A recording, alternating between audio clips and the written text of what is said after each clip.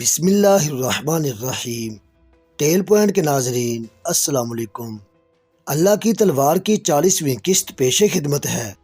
رسول اکرم صلی اللہ علیہ وآلہ وسلم کے وصال کے ساتھ ہی ہر طرف بغاوت اور عہد شکنی کا طوفان اٹھ کھڑا ہوا۔ ایک طوفان صحابہ کرام کے اپنے ہاں اٹھا۔ یہ خلیفہ اول کے انتخاب کا مسئلہ تھا۔ خلافت کے امیدواروں نے اپنا اپنا حق جتایا اور کھچاؤ سا بھی پیدا ہو گیا۔ ابو بکر نے آخر یہ فیصلہ حضرت عمر اور حضرت ابو عبیدہ پر چھوڑ دیا اور کہا کہ یہ دونوں جسے پسند کریں اسے سب خلیفہ مان لیں گے۔ عمر اور ابو عبیدہ نے آپس میں بات کر کے فیصلہ ابو بکر کے حق میں دیا اور ان سے کہا آپ مہاجرین میں سب سے افضل ہیں۔ غار میں آپ رسول اللہ صلی اللہ علیہ وآلہ وسلم کے رفیق اور نماز پڑھانے میں ان کے قائم مقام رہے ہیں۔ دین کے احکام میں نماز سب سے افضل ہے۔ ہمیں ایسا کوئی شخص نظر نہیں آتا جو آپ سے برتر ہو۔ بے شک آپ خلافت کے حقدار ہیں۔ سب سے پہلے عمر نے آگے بڑھ کر ابو بکر کے ہاتھ پر بیعت کی، اس کے بعد ابو عبیدہ اور ان کے بعد بشیر بن سعد نے بیعت کی۔ جب اعلان عام ہوا کہ خلیفہ اول ابو بکر ہوں گے تو لوگ بیعت کے لیے دوڑے آئے۔ مسجد نبوی میں بیعت عام ہوئی۔ ابو بکر نے پہلا خطبہ خلافت دیا۔ لوگوں، خدا کی قسم میں نے خلافت کی خواہش کبھی نہیں کی تھی، نہ کبھی دل میں نہ کبھی ظاہری طور پر اس کے لیے اللہ سے دعا کی تھی، لیکن اس ڈر سے یہ بوجھ اپنے ناتواں کندھوں پر اٹھا لیا کہ اختلاف جھگڑے کی صورت اختیار نہ کر جائے، ورنہ خلافت اور امارت میں مجھے کوئی راحت نظر نہیں آتی۔ ایک بوجھ مجھ پر ڈال دیا گیا ہے جسے اٹھانے کی طاقت مجھ میں کم ہے۔ اللہ کی مدد کے بغیر میں اس بوجھ کو اٹھا نہیں سکوں گا۔ مجھے تم نے اپنا امیر بنایا ہے، میں تم سے بہتر اور برتر تو نہ تھا۔ اگر میں کوئی اچھا کام کروں تو میری مدد کرو، کوئی غلطی کر گزروں تو مجھے روک دو۔ تم میں سے جو کمزور ہے میں اسے طاقتور سمجھتا ہوں، میں اسے اس کا حق دلاؤں گا۔ تم میں سے جو طاقتور ہے اسے میں کمزور سمجھوں گا اور اسے اس حق سے محروم کر دوں گا جس کا وہ حقدار نہیں۔ میں جب تک اللہ اور رسول کی اطاعت کروں تم میری اطاعت کرو، اگر میں انحراف کروں تو میرا ساتھ چھوڑ دینا۔ خلیفہ اول ابو بکر رضی اللہ تعالیٰ عنہ نے سب سے پہلا یہ حکم دے کر کہ اسامہ کا لشکر رومیوں کے خلاف جائے گا سب کو چونکا دیا۔ یہ موقع کسی اور جنگی مہم کے لیے موزوں نہیں تھا۔ رومیوں پر حملہ بہت بڑی جنگ تھی جس میں مسلمانوں کی پوری جنگی طاقت کی ضرورت تھی، لیکن دوسری طرف یہ صورت پیدا ہو گئی تھی کہ بیشتر قبیلوں نے نہ صرف بغاوت کر دی تھی بلکہ بعض نے مدینہ پر حملے کے لیے متحد ہونا شروع کر دیا تھا۔ یہودی اور نصرانی خاص طور پر مدینہ کے خلاف سرگرم ہو گئے۔ اس کے علاوہ جھوٹے پیغمبروں نے الگ محاذ بنا لیے تھے۔ طلیحہ اور خصوصاً مسیلمہ تو جنگی طاقت بن گئے تھے۔ اسلام بہت بڑے خطرے میں آ گیا تھا۔ ابو بکر کے حکم کا پس منظر یہ تھا کہ تبوک اور موتا کے مارکوں کے بعد رسول اکرم صلی اللہ علیہ وآلہ وسلم نے یہ ضروری سمجھا کہ رومیوں پر حملہ کر کے ان کا دم خم توڑا جائے۔ تبوک اور موتا کے مارگوں میں تو یہ کامیابی حاصل کی گئی تھی کہ ان قبیلوں کو مطیع کر لیا گیا تھا جن کا خطرہ تھا کہ وہ رومیوں کے ساتھ اتحاد کر لیں گے۔ اب رومیوں کو ختم کرنا ضروری تھا۔ یہ فیصلہ ملک گیری کی خاطر نہیں بلکہ نظریاتی دفاع کے لیے کیا گیا تھا۔ یہودی اور نصرانی اسلام کے خلاف رومیوں کے کیمپ میں چلے گئے تھے۔ رسول اللہ صلی اللہ علیہ وآلہ وسلم نے رومیوں پر حملے کے لیے ایک لشکر تیار کیا تھا جس میں مہاجرین اور انصار کے سرکردہ افراد بھی شامل تھے۔ اس لشکر کے سپہ سالار زید بن حارثہ کے بیٹے اسامہ تھے۔ ان کی عمر بمشکل 20 سال تھی۔ مورخوں نے لکھا ہے کہ اسامہ کو رسول کریم صلی اللہ علیہ وآلہ وسلم نے اس لیے سپہ سالار مقرر کیا تھا کہ نوجوانوں میں قیادت کا شوق پیدا ہو اور وہ اپنے آپ میں اسامہ جیسی صلاحیتیں پیدا کرنے کی کوشش کریں۔ اسامہ کو رسول کریم ویسے بھی بہت چاہتے تھے۔ اسامہ کے والد زید بن حارثہ جنگ موتا میں شہید ہو گئے تھے۔ اسامہ میں لڑکپن میں ہی عسکری صلاحیتیں اور شجاعت پیدا ہو گئی تھی۔ جنگ احد کے وقت اسامہ بچے تھے، اس لیے اس جنگ میں شریک نہ ہو سکے، لیکن اسلامی لشکر مدینہ سے روانہ ہوا تو اسامہ راستے میں کہیں چھپ کر بیٹھ گئے۔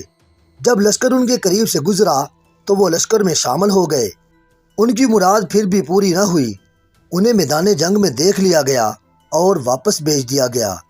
البتہ حنین کی جنگ میں انہوں نے سب کو دکھا دیا کہ شجاعت کیا ہوتی ہے۔ جب رسول مقبول نے اسامہ کو رومیوں پر حملہ کرنے والے لشکر کی سپہ سالاری سونپی تھی تو بعض لوگوں نے اعتراض کیا تھا کہ جس لشکر میں ابو بکر اور عمر جیسے اعلیٰ حیثیت اور تجربے کے بزرگ شامل ہیں اس لشکر کی سپہ سالاری کل کے بچے کو دینا مناسب نہیں۔ یہ اعتراض رسول اللہ صلی اللہ علیہ وآلہ وسلم تک اس وقت پہنچا جب آپ زندگی کے آخری بخار میں مبتلا تھے۔ آپ میں بولنے کی بھی سکت نہیں تھی۔ آپ نے بخار سے ذرا نجات حاصل کرنے کے لیے اپنی ازواج سے کہا کہ آپ کو غسل کرائیں۔ آپ پر پانی کے ساتھ مشکیزیں ڈالے گئے، اس سے بخار خاصا کم ہو گیا۔ نکاہت زیادہ تھی، پھر بھی آپ مسجد میں چلے گئے جہاں بہت سے لوگ موجود تھے جن میں اعتراض کرنے والے سرکردہ افراد بھی تھے۔ رسول اللہ صلی اللہ علیہ وآلہ وسلم نے فرمایا، اے لوگو، اسامہ کے لشکر کو کوچ کرنے دو۔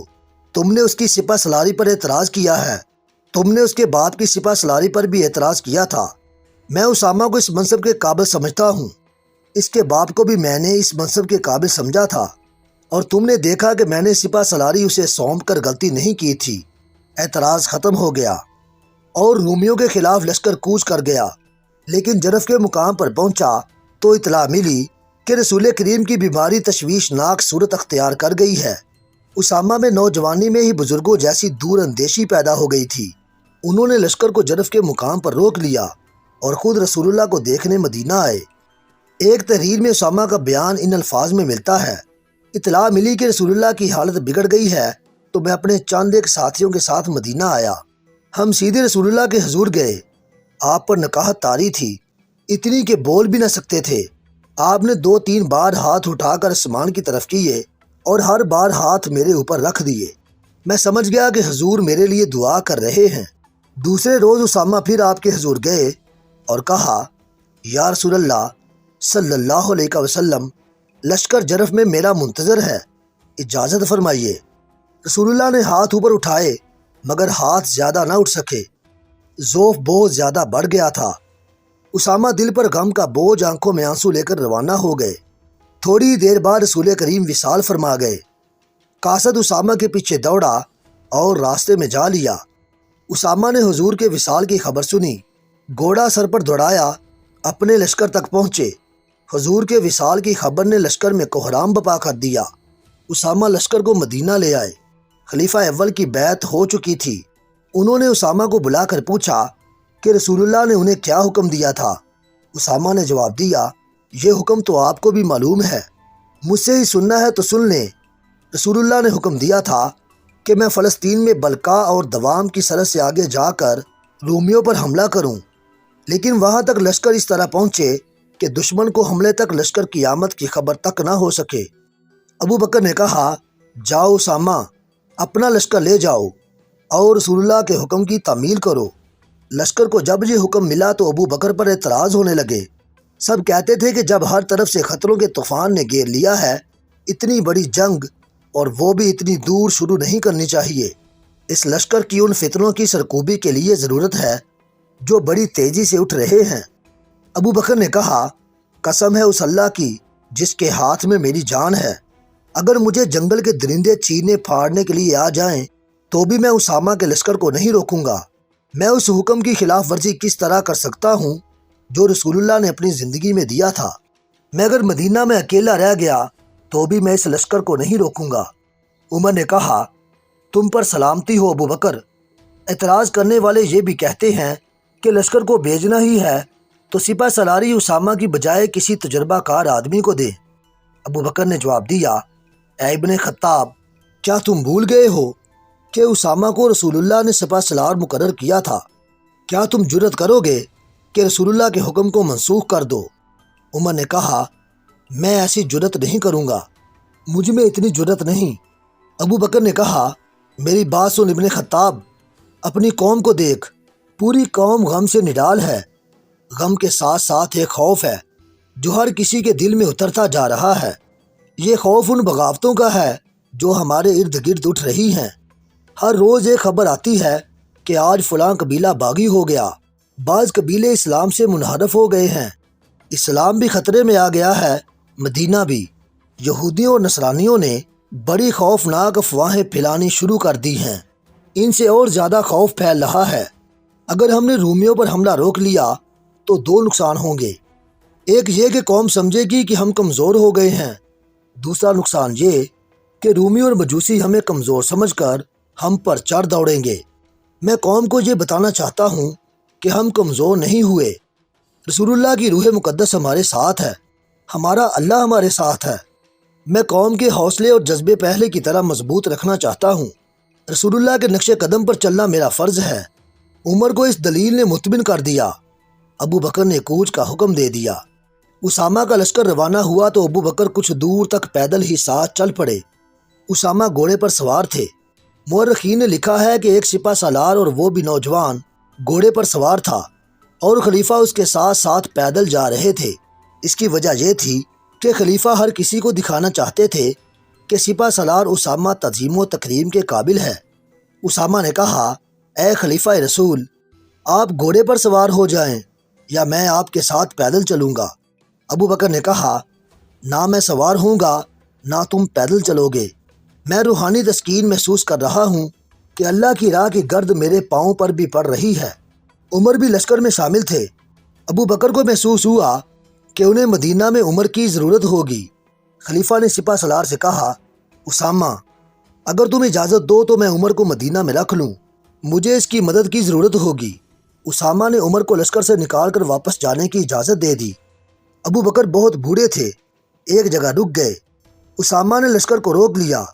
ابو بکر نے ذرا بلند جگہ کھڑے ہو کر لشکر سے خطاب کیا، اسلام کے مجاہدوں، میں تمہیں 10 نصیحتیں کرتا ہوں، انہیں یاد رکھنا۔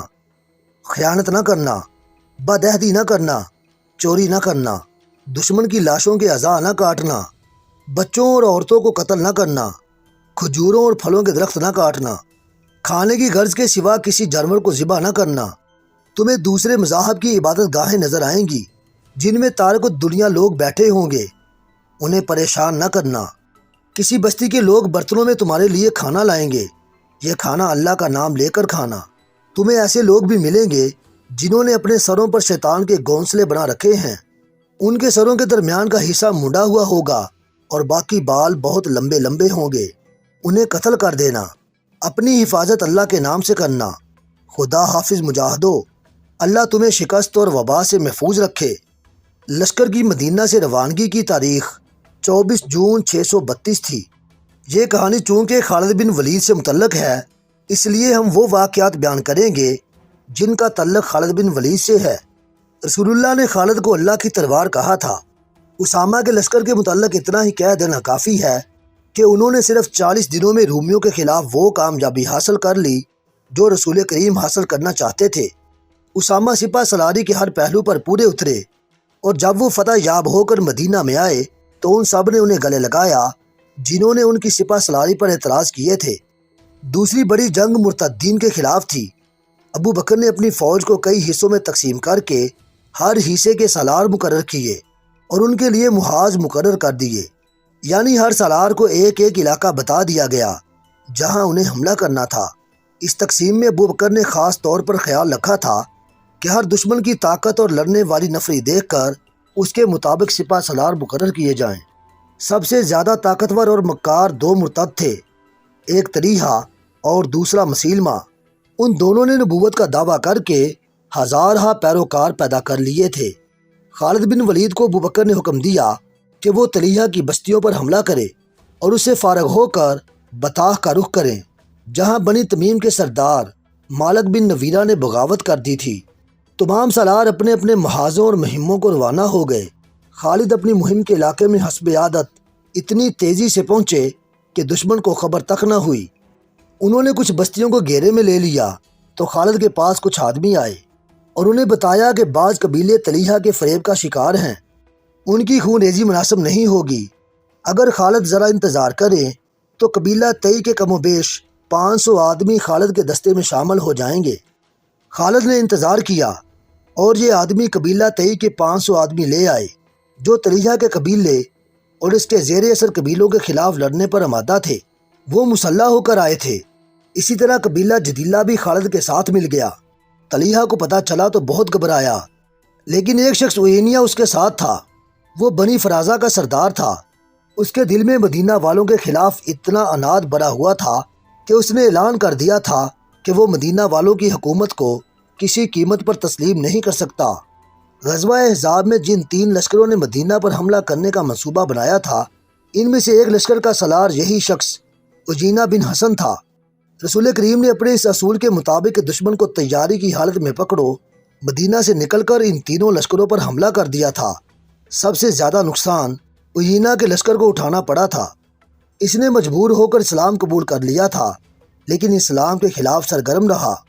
خالد کو پتہ چلا کہ طلحہ کے ساتھ عجینہ ہے، تو انہوں نے عہد کیا کہ ان دونوں کو نہیں بخشیں گے۔ خالد نے پیش قدمی سے پہلے اپنے 2 آدمیوں عکاشہ بن محسن اور ثابت بن اکرم انصاری کو لشکر سے آگے بھیج دیا کہ وہ دشمن کی نقل و حرکت یا کوئی اور بات دیکھیں جو لشکر کی پیش قدمی کے کام آ سکے تو پیچھے اطلاع دیں۔ دونوں چلے گئے اور خالد اپنے دستوں کے ساتھ بڑھتے گئے۔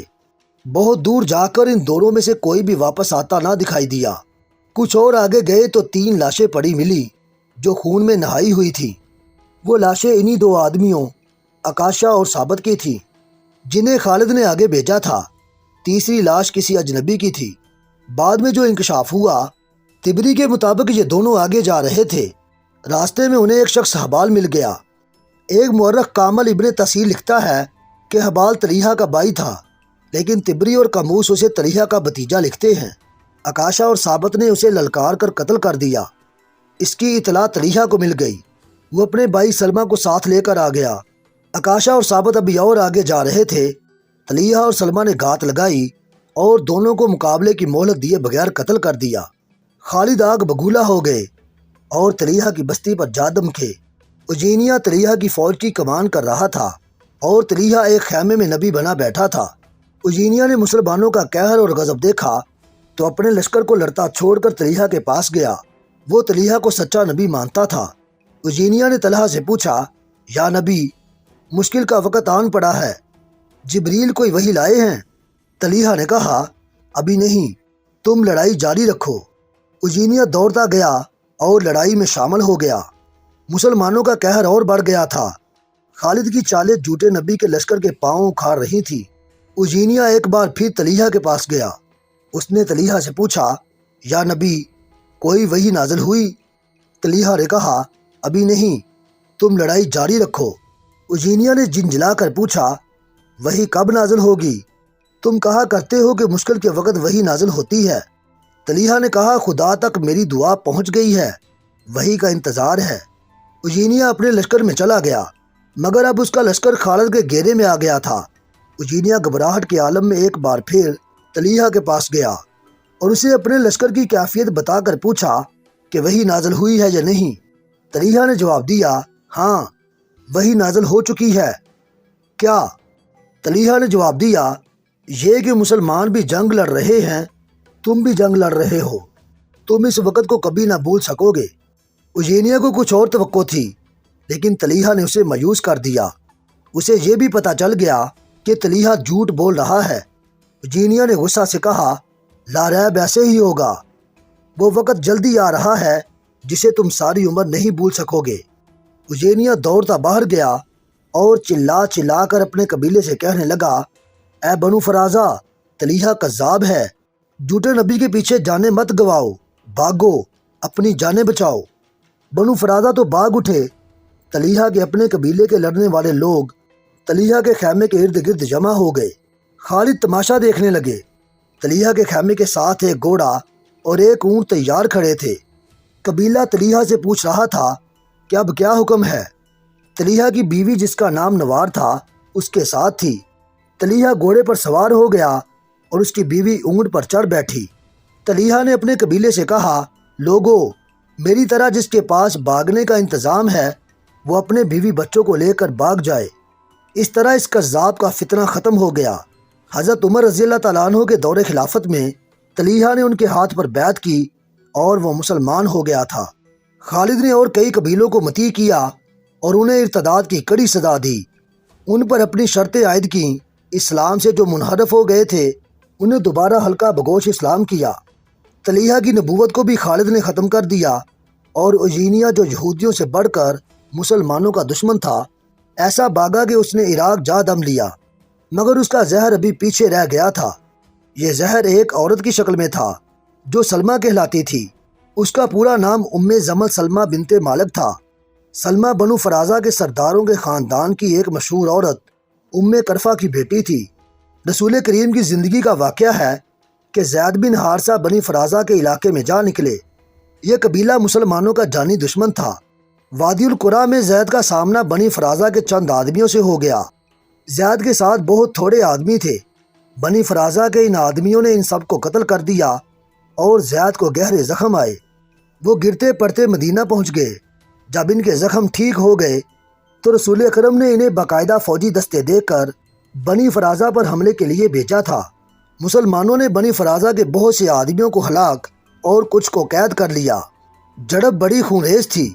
ان قیدیوں میں ام کرفہ فاطمہ بنت بدر بھی تھی۔ اس عورت کی شہرت یہ تھی کہ اپنے قبیلے کے علاوہ دوسرے قبیلوں کو بھی مسلمانوں کے خلاف بھڑکاتی رہتی تھی۔ اسے مدینہ لا کر سزائے موت دے دی گئی۔ اس کے ساتھ اس کی کم سن بیٹی ام زمل سلمہ بھی تھی۔ رسول کریم نے یہ لڑکی ام المومنین عائشہ صدیقہ رضی اللہ تعالیٰ عنہ کے حوالے کر دی۔ اسے پیار سے رکھا گیا مگر وہ ہر وقت اداس رہتی تھی۔ عائشہ صدیقہ نے اس پر رحم کرتے ہوئے اسے آزاد کر دیا، بجائے اس کے کہ سلمہ مسلمانوں کی شکر گزار ہوتی کہ اسے لونڈی نہ رہنے دیا گیا اور آزاد کر کے اسے اس کی اونچی حیثیت میں واپس بھیج دیا گیا ہے۔ اس نے اپنے دل میں اپنی ماں کے قتل کا انتقام رکھ لیا اور جنگی تربیت حاصل کرنے لگی۔ وہ سرداروں کے خاندان کی لڑکی تھی۔ اس میں قیادت کے جوہر بھی پیدا ہو گئے۔ اس نے مسلمانوں کے خلاف ایک لشکر تیار کر لیا اور مدینہ پر حملے کے لیے پر تولنے لگی، مگر مسلمان ایک جنگی قوت بن چکے تھے، اس لیے سلمہ مدینہ کے قریب آنے کی جرت نہ کر سکی۔ اب طلیحہ اور اوجینیہ کو شکست ہوئی تو سلمہ میدان میں آ گئی۔ اس کی ماں اوجینیہ کی چچا زاد بہن تھی۔ جن قبیلوں نے خالد سے ٹکر لی تھی انہیں یہ لڑائی بہت مہنگی پڑی تھی۔ جو بچ گئے تھے وہ ادھر ادھر بھاگ گئے تھے۔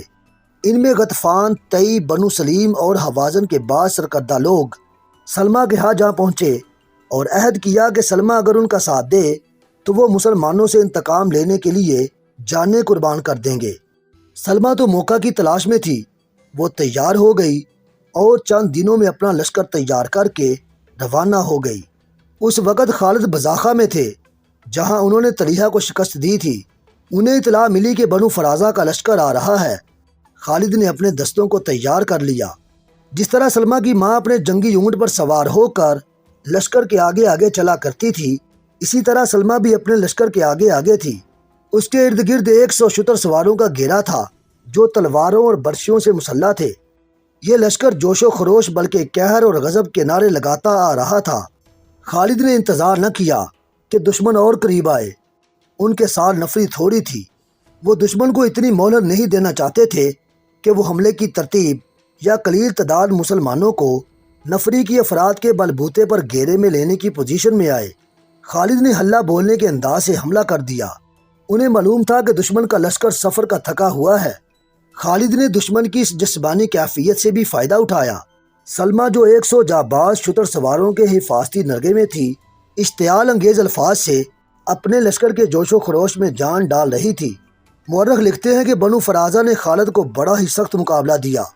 نفری تھوڑی ہونے کی وجہ سے خالد مجبور سے ہوتے جا رہے تھے اور دشمن کے حوصلے بڑھتے جا رہے تھے۔ سلمہ کی للکار اور الفاظ جلتی پر تیل کا کام کر رہے تھے۔ خالد نے سوچا کہ صرف یہ عورت ماری جائے تو بنو فرازہ کے قدم اکھڑ جائیں گے۔ انہوں نے اپنے چند ایک منتخب جانبازوں سے کہا کہ وہ سلمہ کا حفاظتی حصار توڑ کر اسے اونٹ سے گرا دیں۔ سلمہ کے محافظ بھی جانباز ہی تھے۔ وہ خالد کے جانبازوں کو قریب نہیں آنے دیتے تھے۔ ان جانبازوں نے یہ طریقہ اختیار کیا کہ ایک ایک محافظ شتر سوار کو دوسروں سے الگ کر کے مارنا شروع کر دیا۔ اس طرح جانبازوں نے گھیرا توڑ دیا، لیکن کوئی جانباز سلمہ تک نہیں پہنچ سکتا تھا، زخمی ہو کر پیچھے آ جاتا تھا۔ آخر پورے 100 محافظ مارے گئے، لیکن خالد کو اس کی بہت قیمت دینی پڑی۔ جانبازوں نے تلواروں سے سلمہ کے کچاوے کی رسیاں کاٹ دی۔ کچاوا سلمہ سمیت نیچے آ پڑا۔ جانبازوں نے خالد کی طرف دیکھا کہ کیا حکم ہے، قیدی بنانا ہے یا ختم کرنا ہے؟ خالد نے ہاتھ سے اشارہ کیا۔ ایک جانباز نے تلوار کے ایک ہی وار سے سلمہ کا سر تن سے جدا کر دیا۔ بنو فرازہ نے یہ منظر دیکھا تو ان میں بھگدڑ مچ گئی اور وہ اپنی لاشوں اور زخمیوں کو چھوڑ کر بھاگ گئے۔ بقیہ حصہ انشاءاللہ ہم اگلی اقساط میں بیان کریں گے۔